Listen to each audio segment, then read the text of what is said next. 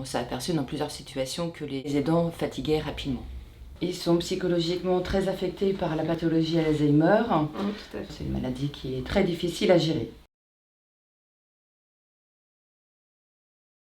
Bonjour à tous, je m'appelle Manon, je suis assistante de vie depuis 3 ans.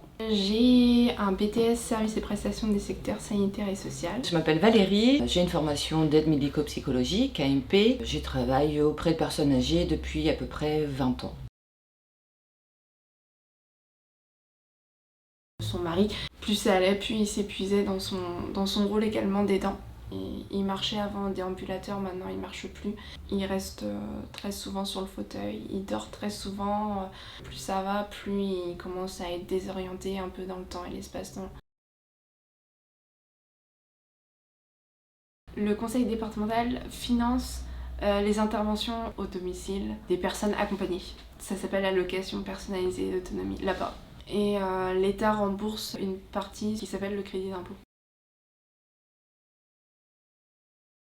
Quand on est arrivé, madame était très épuisée, pleurait énormément, avait du mal à gérer ses émotions et même des fois à nous expliquer un petit peu comment s'était passée la nuit parce qu'elle me dit je peux plus et des fois tout simplement quand j'arrivais elle allait dormir, se reposer et prendre soin d'elle. Elle avait du mal à comprendre la pathologie donc c'est vrai que je lui ai demandé de s'inscrire dans une formation de l'aidant pour qu'elle comprenne un peu plus la maladie et l'accompagnement qu'il fallait avoir avec son mari. Ça l'a beaucoup aidée, ça l'a apaisée, elle a accepté aussi, elle a appris à accepter un peu plus la maladie de son mari et à vivre avec, et aussi d'avoir des petites techniques d'accompagnement pour que du coup l'accompagnement soit serein.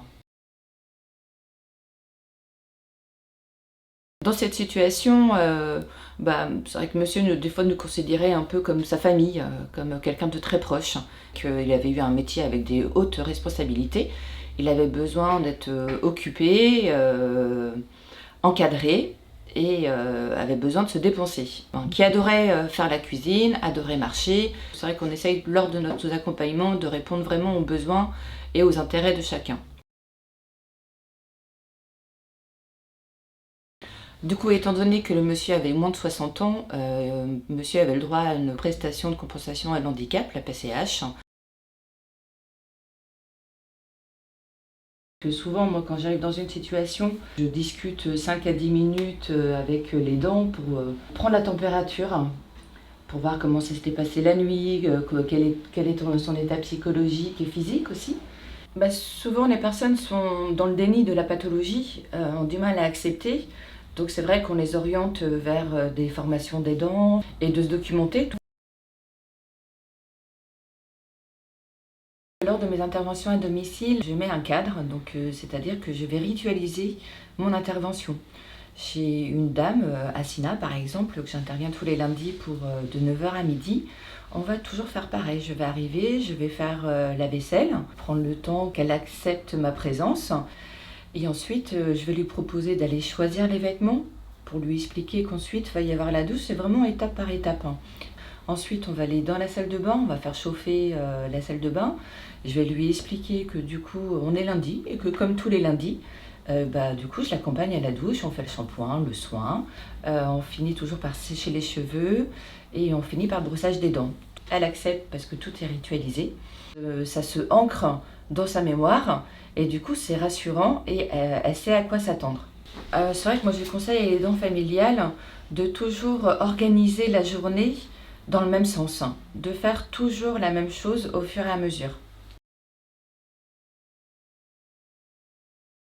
Déjà, essayer la méthodologie d'humanitude qui est rassurante pour la personne, qui permet de pouvoir les canaliser, les apaiser, que la personne accepte les soins qui vont être proposés par la suite.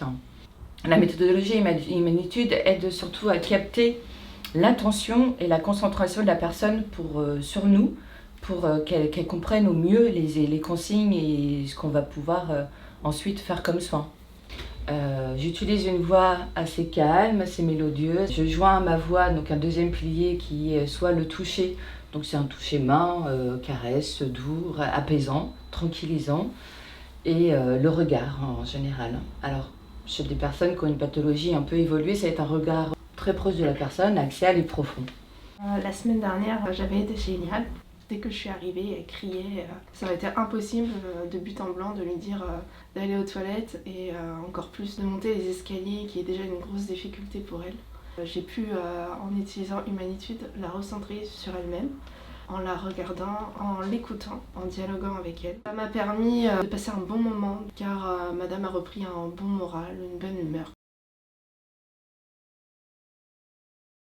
Donc l'accueil de jour commence à 10h. Souvent c'est une maison de retraite qui met en place à côté une structure d'accueil de jour. Donc c'est vraiment à part. C'est des petits groupes de 6 à 8 personnes. Ils font des activités cognitives le matin. Après ensuite ils vont souvent déjeuner. Il y a un petit temps calme après le repas. Et ensuite pareil, ils refont des activités soit intellectuelles, soit manuelles. Pour l'hébergement temporaire, il faut contacter les maisons de retraite, faire des inscriptions, en sachant que quand la personne a déjà été en accueil de jour dans cet EHPAD, l'accueil temporaire est plus facile. Je crois qu'ils ont droit à 3 mois par an, qu'ils peuvent dispatcher un petit peu comme ils l'entendent. Beaucoup de personnes qui sont aidantes considèrent et parlent à leur conjoint ou conjointe comme s'il n'y avait pas de maladie. Et c'est vrai qu'en l'expliquant ce que c'était que le deuil blanc, donc accepter la personne avec la pathologie, ça les aide à mieux comprendre et à être plus serein et plus calme quand ils s'adressent à leur conjoint. En fait, quand on fait le deuil de la personne d'avant, avec qui on avait des contacts, avec qui on avait une conversation, pour accepter la personne qui est devenue maintenant avec la pathologie Alzheimer. Ça, c'est le deuil blanc. Il faut savoir qu'au conseil départemental, ils offrent une aide exceptionnelle pour justement que les aidants puissent partir en vacances. On aide beaucoup en tant qu'intervenant professionnel chez la personne à guider un petit peu, aiguiller les personnes sur tout ce qui existe ensuite après le domicile. Et du coup, on leur propose différentes solutions qu'on connaît et qu'on a déjà mis en place. Et on les aide surtout à accepter le départ du domicile vers un hébergement soit temporaire ou soit permanent. Donc, une des solutions peut être une cool hospitalisation quand le domicile devient de plus en plus compliqué. Parce qu'en début de pathologie, on y arrive très bien, sauf que quand la pathologie Alzheimer évolue et qu'on arrive à un stade très compliqué pour la personne qui est atteinte de la pathologie et les dents, et sachez que les dents, lui, par contre, fait 24 heures sur 24 et les dents peuvent arriver à bout de souffle. Et c'est tout à fait humain de ne plus savoir quelle approche avoir avec la personne aidée, comment mieux l'accompagner. Vu que la maladie Alzheimer peut évoluer très très vite, eh bien, il n'y a pas forcément de solution ou de clé, on arrive un peu en burn-out pour les dents.